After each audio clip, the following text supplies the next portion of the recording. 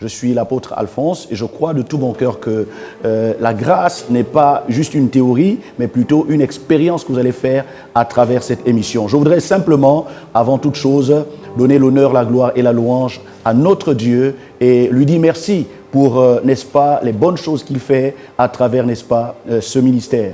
Je voudrais rappeler que RTH, aujourd'hui, est une chaîne bénie car elle bénéficie de l'expertise, de la collaboration et de l'implication très très forte de Évangile TV, ce ministère qui est, n'est-ce pas, fruit de ASEER, n'est-ce pas, le ministère de l'apôtre Alain Patrick Tengue depuis Paris. Je voudrais bénir le Seigneur pour les bonnes choses qui sont en train de se faire et je crois que le corps de Christ sort de là très très grandi car le nom du Seigneur est glorifié. Voilà, à travers le monde, nous voyons, n'est-ce pas, les témoignages de ce que Dieu fait à travers ce ministère, à travers la télévision. Je voudrais justement que nous puissions prier un instant afin que Dieu nous accorde sa grâce, que Dieu nous assiste tout au long de cette émission. Prions ensemble.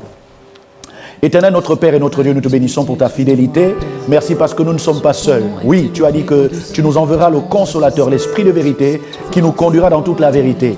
Et ce matin, Seigneur, nous voulons te dire merci, car le Saint-Esprit est notre fortificateur, notre conseiller, notre avocat. Il est à côté de nous, il est avec nous et il est en nous. C'est pourquoi, Père, nous te soumettons ces temps. Merci pour ta fidélité. Reçois l'honneur, reçois la gloire et la louange au nom de Jésus. Amen. Voilà, je voudrais que vous puissiez réaliser que intervention surnaturelle, c'est un rendez-vous divin. C'est un rendez-vous surnaturel à partir duquel toutes les grâces de Dieu, je dis bien toutes les grâces divines, peuvent vous être rendues possibles et accessibles. Vous avez juste besoin d'ouvrir votre cœur. Vous avez juste besoin de croire. Vous avez juste besoin d'accepter que Dieu vous a localisé et Dieu vous a identifié et vous a mis dans la liste de ceux qui doivent être bénis, de ceux qui doivent être visités et de ceux qui doivent, n'est-ce pas, être projetés vers la bénédiction. C'est pourquoi j'aimerais que vous entriez avec nous dans ce petit temps d'adoration avec des cœurs ouverts, avec des cœurs sincères, avec des cœurs qui réalisent que c'est Dieu qui est venu me trouver. Vous savez, nous n'avons pas cherché Dieu les premiers, mais c'est lui qui nous a cherchés. Alors, ouvrez vos cœurs, levez vos mains de là où vous êtes et adorez avec nous le Seigneur Jésus. Alléluia.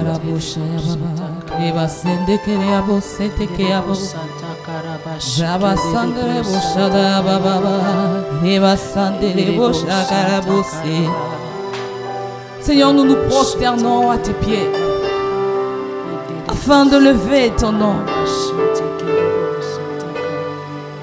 Tu es l'agneau de Dieu.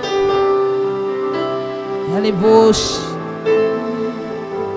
Paragasando bouche. Prosterné, prosterné, adorons Yahweh.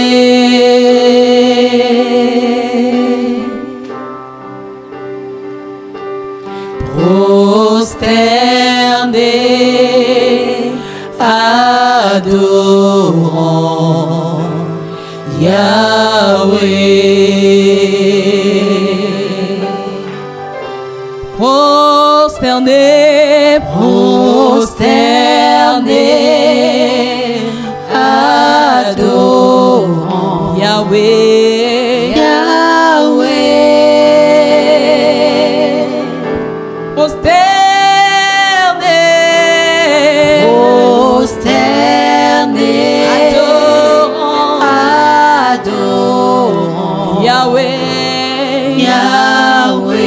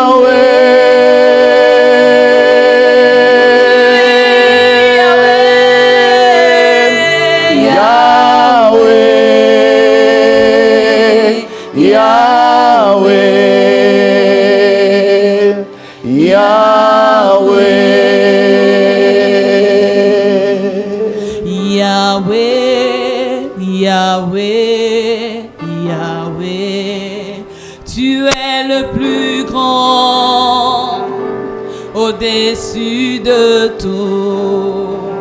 Disons Yahweh, Yahweh, Yahweh, dis-le de tout ton Yahweh, être. Tu es le plus tu grand. es le plus grand. Seigneur, tu es le plus grand dans nos vies. Au-dessus Tu es au-dessus de tout. Disons Yahweh, Yahweh, Yahweh, Yahweh, tu es le plus grand.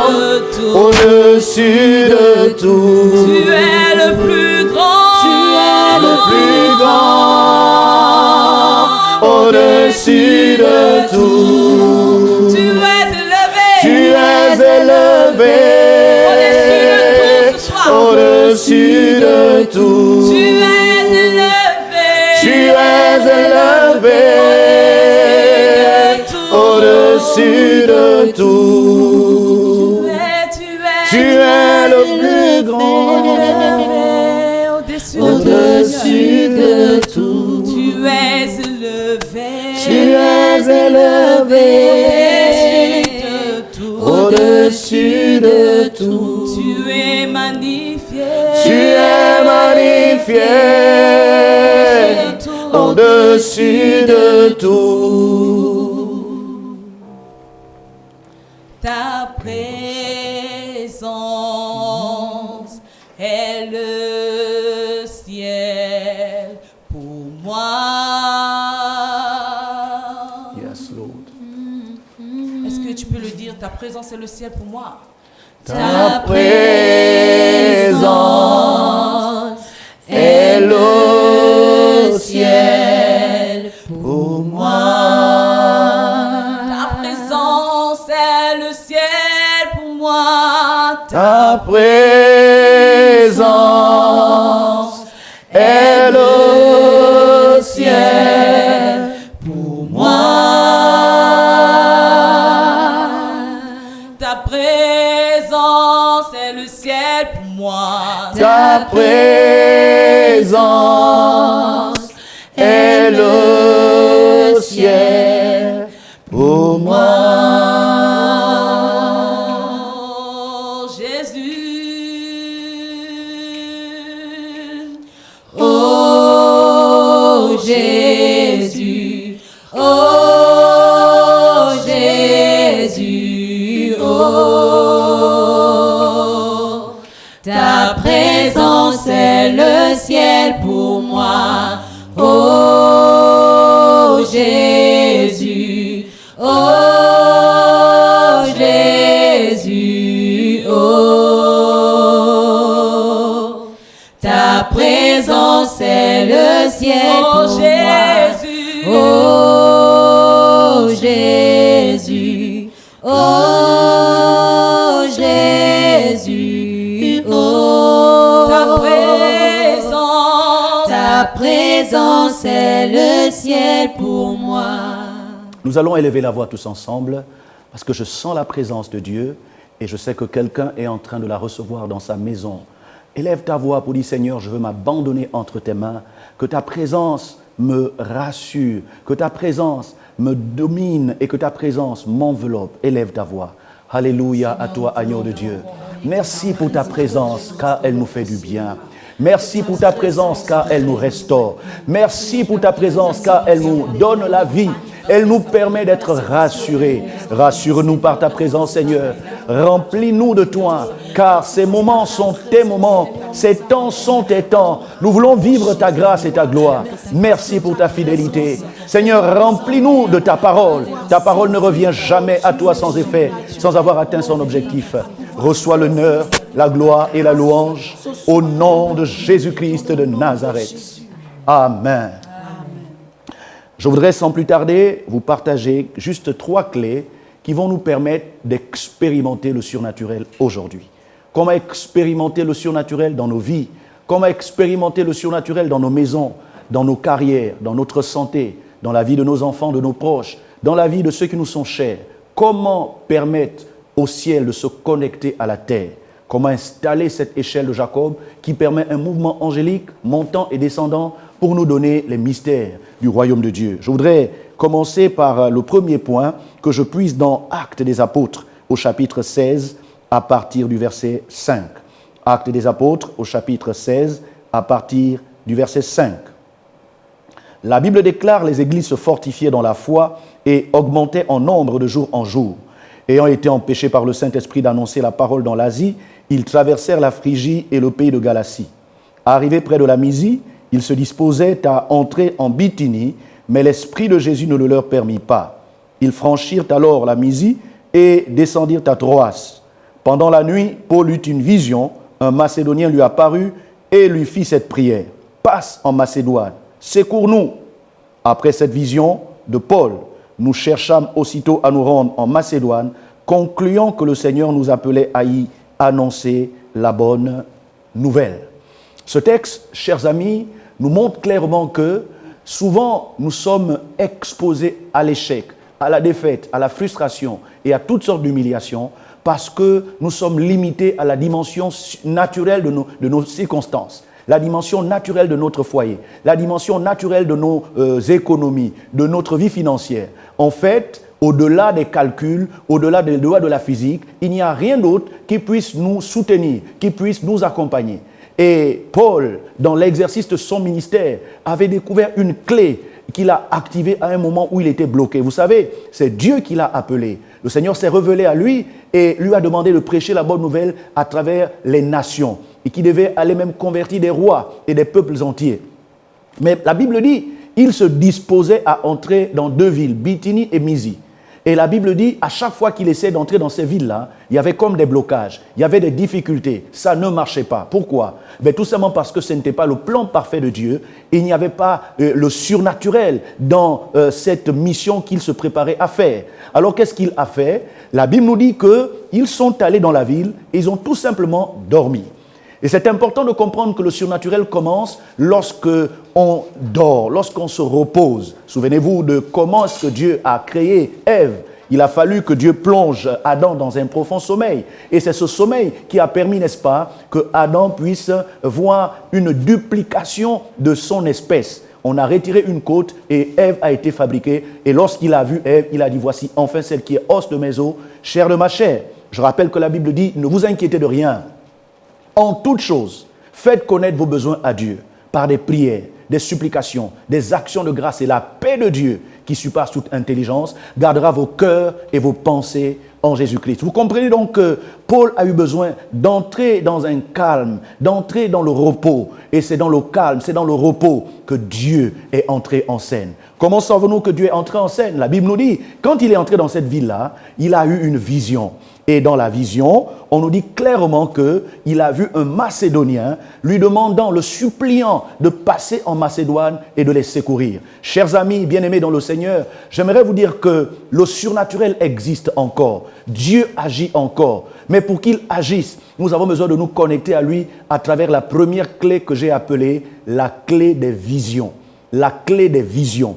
Je ne parle pas des rêves qui sont le reflet ou la restitution des occupations, des frustrations, des rêves et des désirs accomplis ou non que nous avons la journée et qui nous sont restitués sous la forme de rêves la nuit à travers, n'est-ce pas, l'action du subconscient. Je ne parle pas des rêves, je ne parle pas de rêverie, je ne parle pas d'espérances frustrées et non accomplies, mais je parle de cette dimension, ce canal divin qu'est la vision à partir duquel Dieu peut se révéler à toi, Dieu peut agir, Dieu peut modifier, n'est-ce pas, tes circonstances difficiles. Laisse-moi te dire que par le canal de la vision, Dieu va manifester le surnaturel dans ta vie.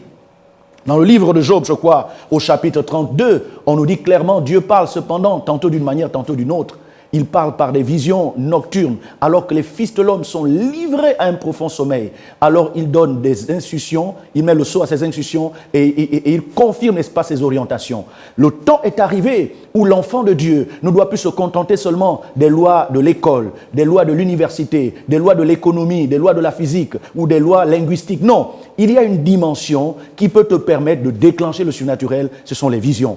lorsque tu as accès aux visions, lorsque Dieu te parle, alors le surnaturel se déclenche et ce qui était appelé blocage devient solution. Ce qui était appelé problème devient solution. Ce qui était appelé maladie devient guérison et ce qui était appelé chômage ou pauvreté devient percée et emploi au nom de Jésus. Ça, c'est la première clé qui va nous permettre d'expérimenter le surnaturel aujourd'hui. La deuxième clé, nous allons la puiser dans l'évangile de Marc. Marc au chapitre 11, nous allons voir quelque chose de très très intéressant. Marc chapitre 11 à partir du verset 20. Marc chapitre 11 à partir du verset 20, je lis la parole de Dieu. On nous dit, le matin en passant, les disciples virent le figuier séché jusqu'aux racines. Pierre, se rappelant ce qui s'était passé, dit à Jésus, « Rabbi, regarde, le figuier que tu as maudit a séché. » Jésus prit la parole et leur dit, « Ayez foi en Dieu. Je vous le dis en vérité, si quelqu'un dit à cette montagne, ôte-toi de là et jette-toi dans la mer, et s'il ne doute point dans son cœur, mais croit que ce qu'il dit arrive, il le verra s'accomplir. C'est pourquoi je vous dis, tout ce que vous demanderez en priant, croyez que vous l'avez reçu et vous le verrez s'accomplir. » L'une des clés qui a fait de moi ce que je suis, l'une des clés qui m'a permis de partir de l'anonymat à la visibilité, qui m'a permis de pouvoir servir Dieu dans une dimension meilleure que celle peut-être des gens de ma génération, de mon âge, qui ont reçu l'appel à la même époque que moi, c'est parce que très tôt, j'ai découvert cette clé. Quelle est cette clé? Eh bien, c'est la clé de la foi forte, pas juste la croyance, pas juste la foi générale. Vous savez, tout le monde croit que Dieu existe. Et d'ailleurs, quand on croit que Dieu existe, on ne fait rien d'extraordinaire, puisque le docteur Jacques nous apprend que croire que Dieu existe ne nous différencie pas des démons. Il nous apprend que les démons croient aussi que Dieu existe, et eux au moins, ils tremblent. Pourquoi? Parce qu'ils savent que le jugement les attend. Je veux dire qu'il y a une foi, il y a une dimension dans la foi qui fait bouger les lignes. Il y a une dimension dans la foi qui déplace les montagnes. Il y a une dimension qui fait que le problème devient solution. La difficulté devient facilité. Pourquoi? Parce que la foi active le surnaturel. La foi fait mouvoir les anges. La Bible dit, en passant par le matin, par l'endroit où était le figuier que Jésus venait de maudire la veille, Pierre va s'émerveiller parce que 24 heures plus tôt, Jésus a juste parlé. Il a juste dit, à partir d'aujourd'hui, que plus jamais personne ne mange de ton fruit. Et la Bible dit, les disciples l'entendirent. Donc, Jésus n'a pas parlé en cachette. Il a parlé de façon à ce que l'arbre entende, mais aussi de façon à ce que les disciples l'entendent. Car c'était un enseignement, c'était une pédagogie de la part du maître. Et quand Pierre constate que 24 heures seulement après que Jésus ait parlé, les choses se sont passées, il est choqué. Il dit, mais ce n'est pas possible. À peine tu as parlé, Seigneur, voici que le figuier a séché jusqu'aux racines. Ce n'est pas seulement les feuilles qui sont devenues jaunes, même les racines ont perdu de leur sève. Et c'est là que Jésus nous apprend que si quelqu'un dit à cette montagne, ôte-toi de là et jette-toi dans la mer, s'il ne doute pas dans son cœur, mais croit que ce qu'il dit arrive, il le verra s'accomplir. Chers amis, mesdames et messieurs, croyez-moi, il n'existe aucun endroit sur la terre où il n'y a pas de montagne. Il n'existe aucun statut social qui n'a pas de montagne. Il n'existe aucune famille aussi royale et aussi riche soit-elle qui n'ait pas de montagne. Car tous les endroits de la terre, toutes les familles de la terre, tous les statuts sociaux économiques ont leur montagne. Je disais à quelqu'un, quand vous ne travaillez pas encore, vous enviez les gens qui travaillent. Et puis quand vous travaillez, on vous paye à 300 000. Au début, vous êtes content, vous dites, oh, je suis arrivé au ciel. Mais 2-3 mois après, vous commencez à constater que les 300 000 ne vous suffisent pas. Pourquoi? Parce qu'en travaillant, vous avez changé votre style de vie. Vous avez changé votre train de vie. Et vous avez oublié que les 300 000 là, il faut les gérer en tenant compte du fait que vous avez 30 jours devant vous. Et alors, vous commencez à dire, oh, le jour où je serai payé à 500 000, je serai l'homme le plus heureux, la femme la plus heureuse. Et puis, par la grâce de Dieu, vous avez 500 000, mais voici qu'avec 500 000, des problèmes de 500 000 s'invitent à vous. Vous avez comme ça augmenté. Les gens qui sont payés à 1 million, à 5 millions, les hommes d'affaires qui font du chiffre peut-être de 100 millions de bénéfices, ont des problèmes de 100 millions à résoudre. Donc, en réalité, aucun statut n'est meilleur que l'autre. Mais ce qui peut faire que, malgré la montagne, malgré la difficulté, je sois équilibré, je sois heureux et que j'ai toujours la victoire, pour que je puisse, n'est-ce pas, glorifier mon Dieu, c'est une foi forte. Pas une foi d'amusement, pas une foi enfantine et puérile, pas une foi des événements. Il y a des gens qui croient en Dieu quand le congélateur est rempli. Il y a des gens qui croient en Dieu quand le mari leur a dit « je t'aime ». Il y a des gens qui croient en Dieu quand on vient de leur donner une pizza ou bien une fleur. Il y en a qui croient en Dieu lorsqu'on vient de leur donner de l'argent. Mais en réalité, la vraie foi se démontre lorsqu'on traverse la crise. Lorsque la montagne veut vous démontrer que Dieu n'existe pas. Lorsque la montagne veut vous faire croire que Dieu ne peut rien pour cette situation, c'est à ce moment-là que nous avons besoin d'activer une foi forte. Et je vous ai dit que c'est la deuxième clé pour manifester le surnaturel. Après une vision claire, tu as besoin de la foi forte. La dernière clé que je vais partager avec toi aujourd'hui, c'est une clé que nous puisons dans Actes chapitre 9. Actes chapitre 9. Et là, nous allons voir l'histoire merveilleuse de la conversion de Saul de Tarse, de son premier nom, qui est devenu plus tard Paul, apôtre Paul. Nous sommes donc dans Actes chapitre 9, à partir du verset 17. La Bible déclare: Ananias sortit et, lorsqu'il fut entré dans la maison, il imposa les mains à Saul en disant: Saul, mon frère, le Seigneur Jésus qui t'est apparu sur le chemin par lequel tu venais m'a envoyé pour que tu recouvres la vue et que tu sois rempli du Saint-Esprit. Au même instant, il tomba de ses yeux comme des écailles et il recouvra la vue. Il se leva et fut baptisé. Une clé que les chrétiens des temps modernes n'utilisent plus. Une clé que même certains qui prétendent servir Dieu n'utilisent plus. Cette clé, je l'appelle la plénitude permanente du Saint-Esprit. Beaucoup disent: oh, moi j'ai été baptisé du Saint-Esprit. Oh, moi j'avais parlé en langue. Oh, moi vraiment, j'avais senti la chair de poule. Mais le Saint-Esprit est plus qu'une expérience. Le Saint-Esprit est une personne qui veut entrer en nous, qui veut prendre le contrôle de nos âmes et qui veut gérer notre corps à travers les circonstances auxquelles il est exposé. Voyez-vous, lorsque vous laissez le Saint-Esprit dans une petite expérience faite il y a 1 an ou il y a 10 ans en arrière, vous êtes impuissant, vous êtes faillible devant l'adversité, la maladie, les démons, les attaques. Mais en revanche, lorsque vous acceptez d'être rempli, comme le dit l'apôtre Paul, ne vous enivrez pas de vin, c'est de la débauche, mais soyez au contraire remplis du Saint-Esprit. Une autre version dit: soyez au contraire en train d'être remplis du Saint-Esprit. Voyez-vous, c'est un présent continuel. C'est un présent permanent.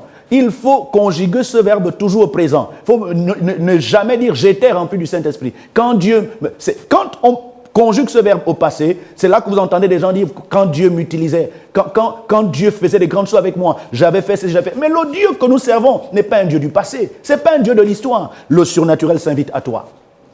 Tu peux vivre le surnaturel aujourd'hui si tu acceptes de recevoir de Dieu une vision claire par rapport à ta situation, par rapport à ta carrière, par rapport à ton mariage, par rapport à ton ministère, par rapport à tes affaires. Qu'est-ce que Dieu dit? Qu'est-ce que Dieu dit comme orientation? Il ne faut pas faire parce que Alphonse fait. Il ne faut pas faire parce que Alain Patrick fait. Il ne faut pas faire parce que je ne sais pas moi qui d'autre fait. Il faut faire parce que Dieu t'a dit. Qu'est-ce que Dieu t'a dit clairement? Les Français ont dit: ce qui est bien conçu est bien dit et les mots pour le dire viennent aisément.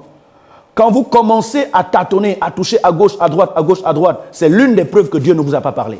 Parce que quand Dieu te parle, même si c'est dur, même si c'est compliqué aujourd'hui, tu vas persévérer. Tu ne vas pas changer de vision tous les jours, comme si quelque part, c'était une idole qui t'avait parlé. Deuxièmement, n'oubliez jamais, la foi qui déplace les montagnes est une foi solide.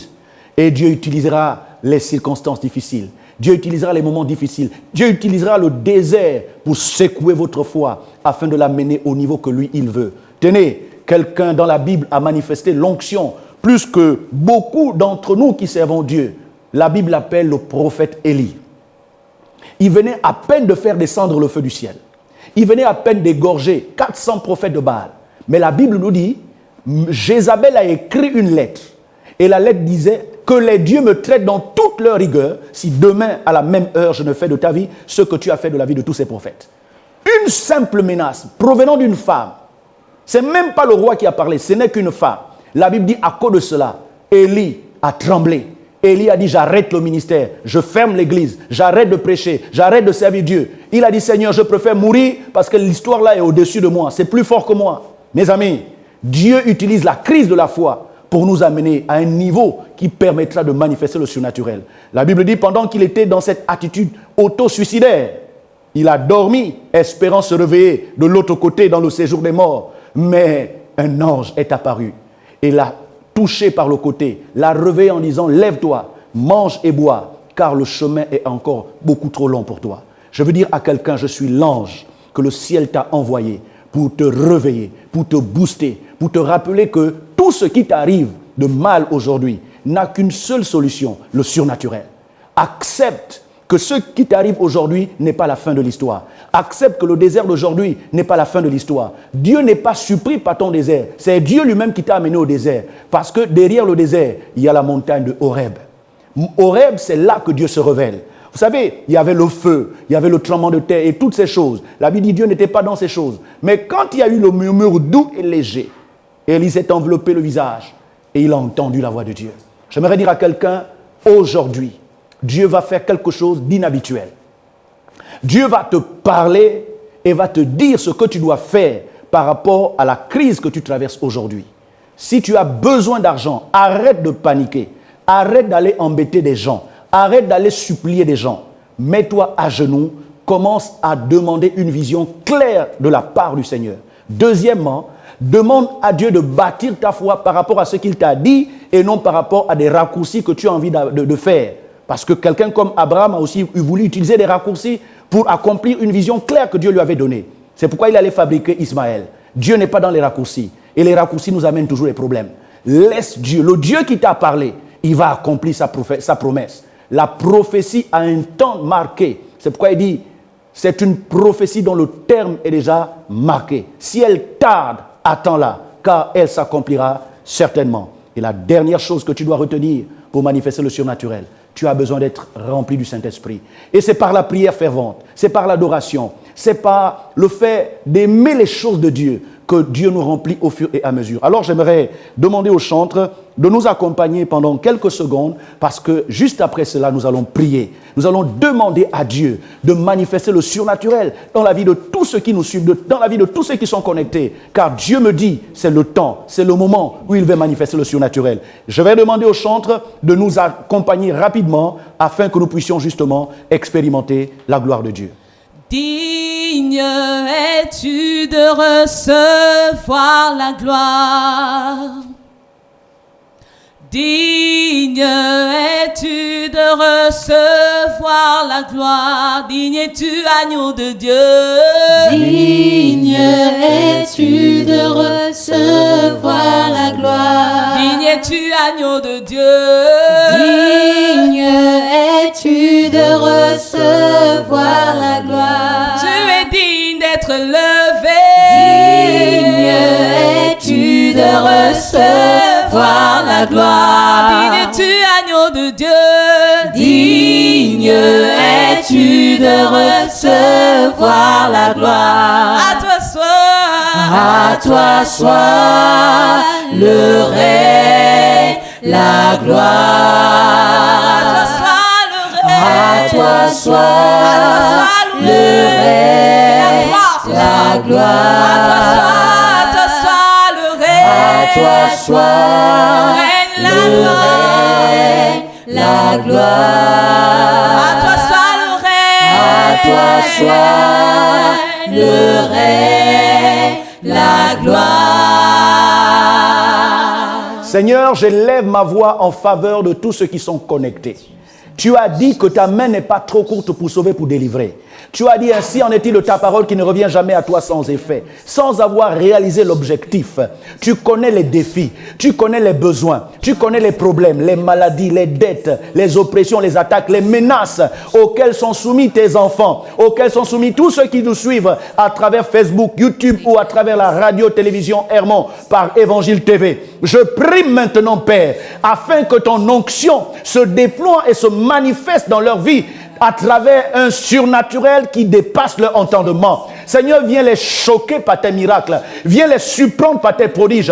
Viens les surprendre par des signes. Seigneur, que des œuvres surnaturelles jamais nommées, jamais imaginées, Seigneur, se produisent dans leur situation. Oui, ils étaient habitués à te voir agir, à te voir travailler, à te voir bénir, à te voir guérir, sauver et délivrer. Montre-leur une autre dimension de la délivrance. Montre-leur une autre dimension de la guérison. Montre-leur une autre dimension de la grâce et de la gloire. Je les bénis au nom de Jésus. Je les bénis au nom de Jésus. Je bénis leur maison. Je bénis leurs enfants. Je bénis leurs études. Je bénis leur carrière. Je bénis leur santé. Je bénis, Seigneur, leur terrain, leurs projets, leurs entreprises, leurs commerces. Je bénis leurs diplômes. Je bénis leurs, Seigneur, entreprises. Seigneur, que tout ce qu'ils entreprennent dans le domaine des affaires soit béni au nom de Jésus. Soit béni au nom de Jésus. Soit béni au nom de Jésus. Soit béni au nom de Jésus. Père, je prophétise une visitation céleste.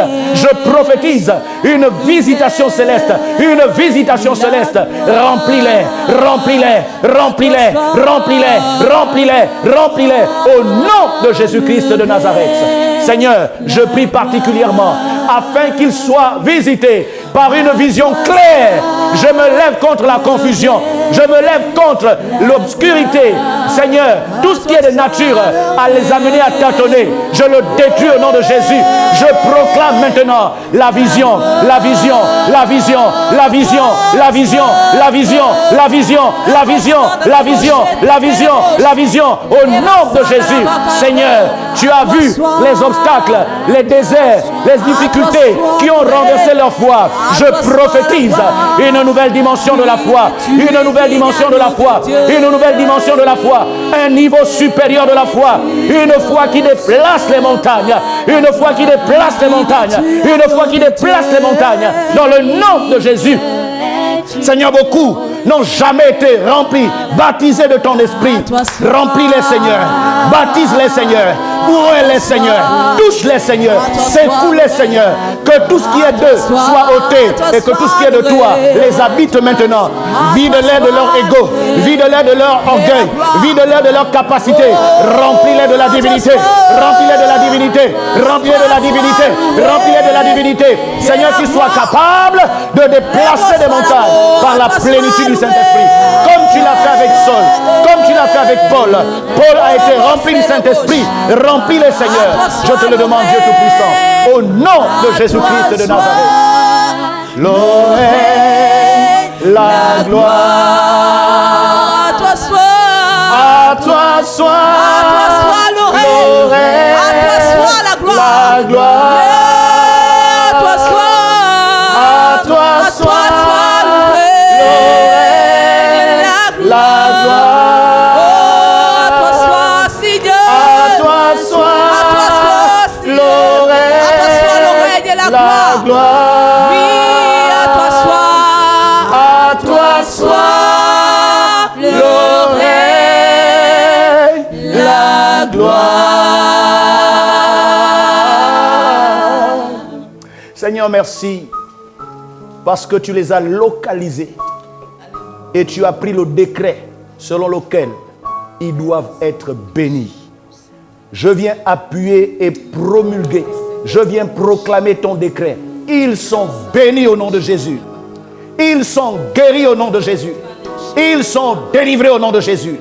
Ils sont restaurés au nom de Jésus. Ils sont élevés, sanctifiés, remplis de toi au nom de Jésus. Et nous disons tous Amen. Nous acclamons le Seigneur pour sa fidélité.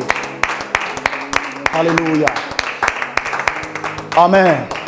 Voilà, merci encore à nos chers amis téléspectateurs, à nos chers amis internautes. Vous voulez nous suivre sur YouTube, il suffit de taper Télé Hermon. Vous suivrez régulièrement votre programme Intervention surnaturelle. Et également sur Facebook, vous tapez Apôtre Alphonse Guimba. Vous allez, n'est-ce pas, avoir le direct de cette émission. RTH, c'est sur les 639.25 en mégahertz et sur le canal 42. Que Dieu vous bénisse abondamment. Pour tous ceux qui souhaitent soutenir, n'est-ce pas, cette émission, sachez qu'au niveau du Gabon, vous avez un numéro mobile par lequel vous pouvez faire vos offrandes, vos soutiens de quelque nature. C'est le 074 80 425 425. 074 80 425 425. Merci infiniment pour vos prières, pour votre intercession et pour vos précieux conseils. J'aimerais que chacun d'entre vous nous partage, n'est-ce pas, son expérience après avoir participé à ces 2 numéros. Qu'est-ce que ça vous a fait? Le retour d'informations va nous permettre, n'est-ce pas, de prier davantage et de vous soutenir avec plus de munitions. Que Dieu vous bénisse. À la semaine prochaine.